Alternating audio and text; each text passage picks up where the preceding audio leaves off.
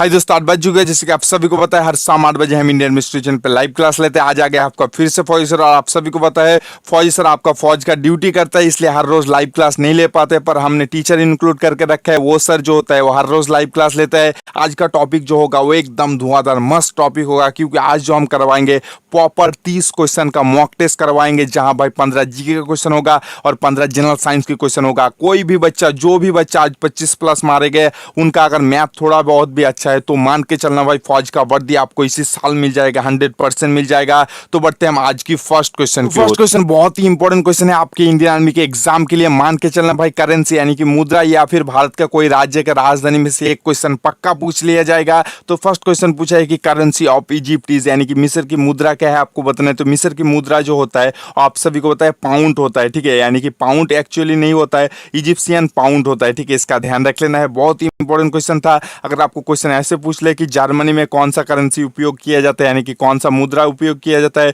तो जर्मनी में जो होता है यूरो होता है, इटली में जो होता है वो भी यूरो होता है, और फ्रांस में भी यूरो होता है, ठीक है। और डॉलर जो यूज किया जाता है वो यूनाइटेड स्टेट और जिम्बाब्वे में यूज किया जाता है डॉलर, ठीक है। तो बढ़ते हम 2 नंबर क्वेश्चन की ओर। 2 नंबर क्वेश्चन पूछा है कि what is the capital of Netherland, यानी कि नेदरलैंड की राजधानी क्या है, आपको बताना है। बहुत ही इंपॉर्टेंट क्वेश्चन है, मान के चलना आपके भाई राजधानी से पक्का एक क्वेश्चन पूछेगा। 90% चांस होगा कि भारत के कोई राज्य की राजधानी पूछ ले, ठीक है। अगर हार्ड क्वेश्चन करना चाहता है तो विदेशों का राजधानी पूछेगा, इसलिए हमने थोड़ा हार्ड इंक्लूड कर दिया है। तो नेदरलैंड की राजधानी जो होगा वो आम्स्टरडम होगा, ठीक है। और कायरो जो होता है वो इजिप्ट की राजधानी होता है, और फिनलैंड की राजधानी जो होता है वो हेलसिंकी होता है, ठीक है। इसका ध्यान रख लेना, यानी कि ऑप्शन ये होगा 2 नंबर क्वेश्चन का राइट आंसर। तो बढ़ते हम 3 नंबर क्वेश्चन की ओर। 3 नंबर क्वेश्चन पूछा है the movement which launch by mister Annie Besant is known as, यानी कि श्रीमती एनी बेसेंट के द्वारा जो मतलब आंदोलन शुरू किया गया था वो कौन सा आंदोलन है, तो होगा भाई ऑप्शन सी होम रूल होगा, ठीक है। और कौन से साल को स्टार्ट हुआ था, 1 अगस्त 1916 में स्टार्ट हुआ था। अगर आपको क्वेश्चन इस तरह से पूछ ले कि क्विट इंडिया यानी कि भारत छोड़ो आंदोलन कब स्टार्ट हुआ था, तो 1942 में हुआ था। और खिलाफत आंदोलन जो हुआ था वो 1919 में हुआ था,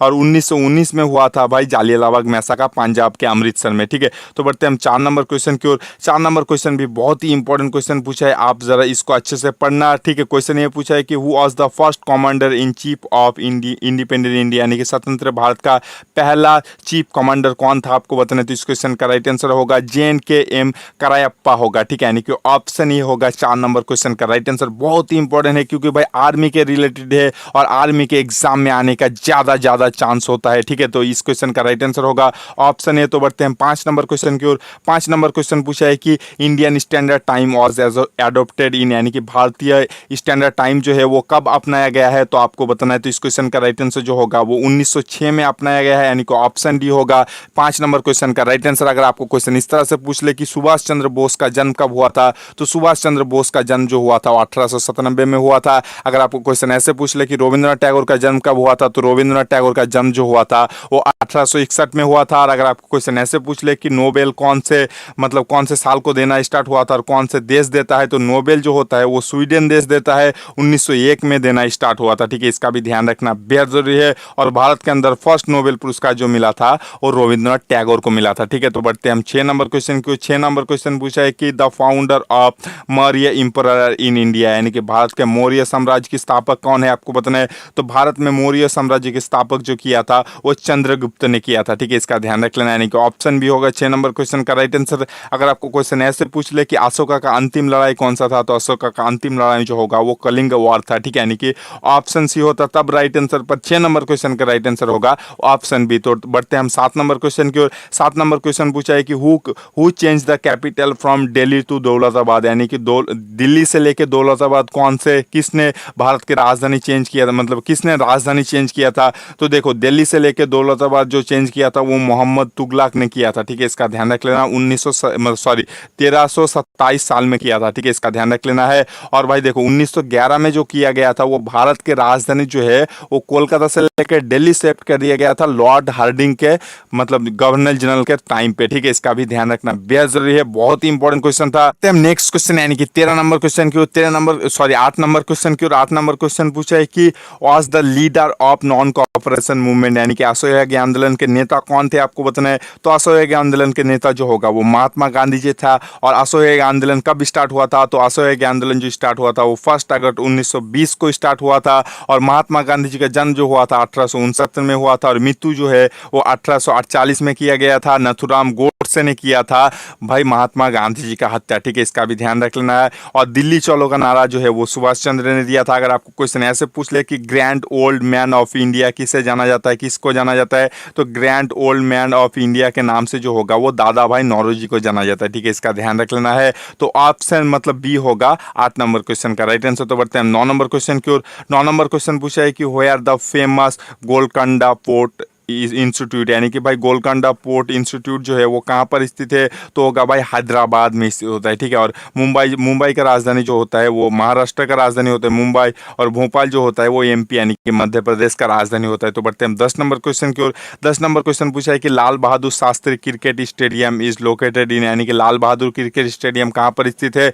बहुत खूब, मेरे सभी फौजी भाइयों ने लगभग लाइव चैट में आंसर दे दिया, सभी ऑप्शन ये बोल रहे हो, और ऑप्शन ये होगा 10 नंबर क्वेश्चन का राइट आंसर। सभी फौजी भाई मेरे भाई एक बार टेंशन मत लो, अगर एक बार आप मेहनत करोगे, कष्ट करोगे, तो उसके बाद फौज में आ जाओगे मेरे भाई, घर वाले भी खुश हो जाएंगे, गांव वाले भी खुश हो जाएगा, आप भी खुश हो जाओगे, आपके माँ बाप भी खुश हो जाओगे। भाई कितना गर्व की बात होगा कि आपको भारतीय सेना का वर्दी मिल जाएगा, आप भारतीय सेना में जॉब कर पाओगे, भारत देश का रक्षा कर पाओगे मेरे भाई, इससे गर्व की बात कुछ नहीं होगा मेरे भाई। तो इसलिए बोलता हूँ जी जान से मेहनत करो, जी जान से पढ़ाई करो मेरे भाई, भारतीय सेना से बेहतर कुछ नहीं होता मेरे भाई। जो बात को एग्री करते हैं लाइक कर देना इस वीडियो को। इस फौजी भाई आपको फौज का ड्यूटी करने के बाद भी आप लोगों को पढ़ाता है यार, लाइक जरूर करना मेरे भाई, ठीक है। अगर आपको क्वेश्चन ऐसे पूछ ले कि ग्रीन पार्क स्टेडियम कहां पर स्थित है, तो ग्रीन पार्क स्टेडियम जो होता है वो कानपुर में स्थित होता है, ठीक है। अगर आपको क्वेश्चन ऐसे पूछ ले कि भाई ईडन गार्डन कहां पर स्थित है, तो ईडन गार्डन जो होता है वो कोलकाता में स्थित होता है। तो बढ़ते हैं 11 नंबर क्वेश्चन की ओर। 11 नंबर क्वेश्चन पूछा है कि bulls and bear is term use in any,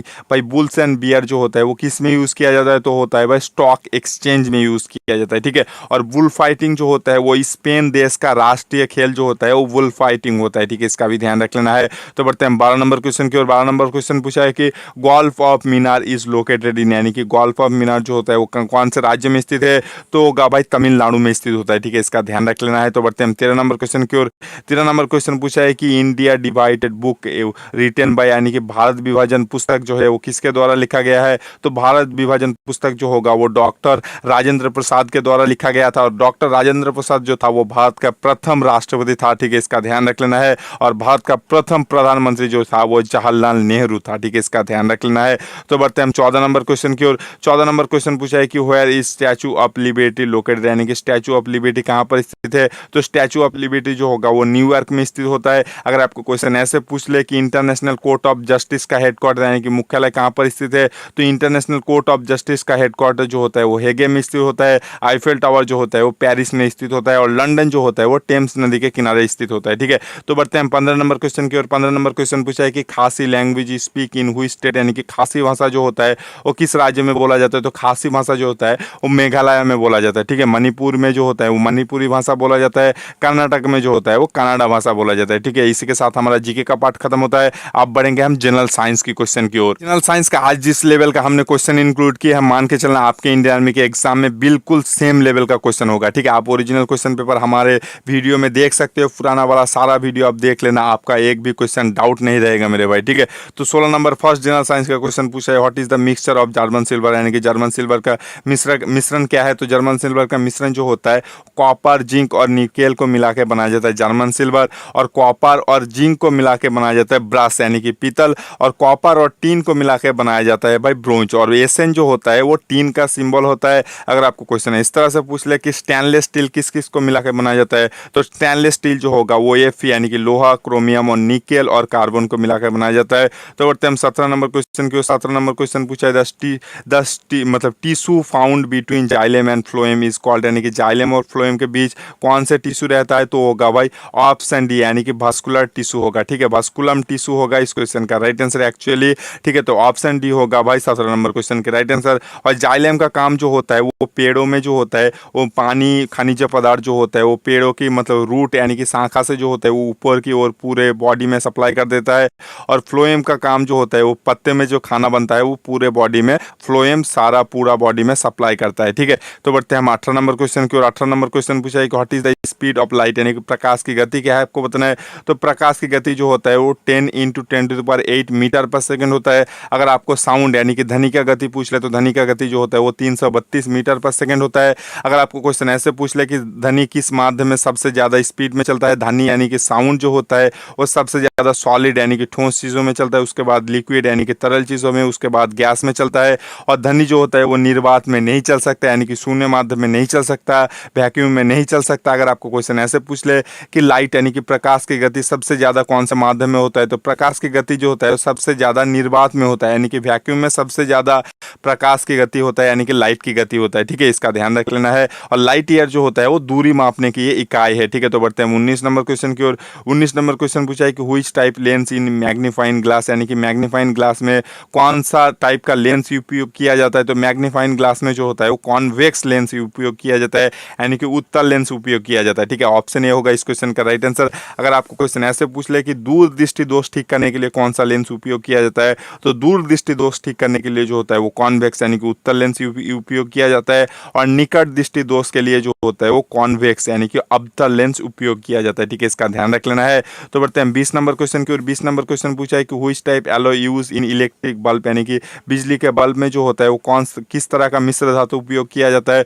तो बिजली के बल्ब में जो होता है वो टंगस्टन उपयोग किया जाता है, क्योंकि टंगस्टन जो होता है बहुत ही हाई मेल्टिंग पावर होता है यानी कि आसानी से नहीं गलता है, इसलिए इसको उपयोग किया जाता है। और इलेक्ट्रिक हीटर में जो होता है वो नाइक्रोम उपयोग किया जाता है। अगर आपको क्वेश्चन ऐसे पूछ ले कि मनुष्य के द्वारा फर्स्ट मेटल यानी कि कौन सा धातु खोजा गया था, तो होगा भाई कॉपर होगा। ठीक है, इसका ध्यान रख लेना। तो बढ़ते हैं 21 नंबर क्वेश्चन की ओर। 21 नंबर क्वेश्चन पूछा the colour of human skin is produce by, यानी कि मानव त्वचा का रंग जो होता है वो किसके द्वारा निर्मित होती है, तो होता है भाई मेलानिन के द्वारा होता है। ठीक है, इसका ध्यान रख लें। और छोटा सा टिप देता हूँ, अगर आप गोरा होना चाहते हो, हालांकि हमारा ये नुस्खे वाला चैनल नहीं है, सभी को पढ़ाते हो मैं, पर आप सभी को मालूम है कि इस चीज़ का रिलेटेड है। ठीक है, तो मजाक की बात साइड में मैं आपको बता देता हूँ मेलानिन क्या काम करता है। मेलानिन बेसिकली जो होता है आपका सन का जो यूवी यानी कि अल्ट्रावायोलेट रेडिएशन आता है उसको ब्लॉक करता है। ठीक है, ज़्यादा सनलाइट में रहोगे यानी कि भाई ज़्यादा अल्ट्रावायोलेट रेडिएशन आपके शरीर में आएगा, तो आपका शरीर जो होगा वो ज़्यादा अल्ट्रावायोलेट रेडिएशन को ब्लॉक करने के लिए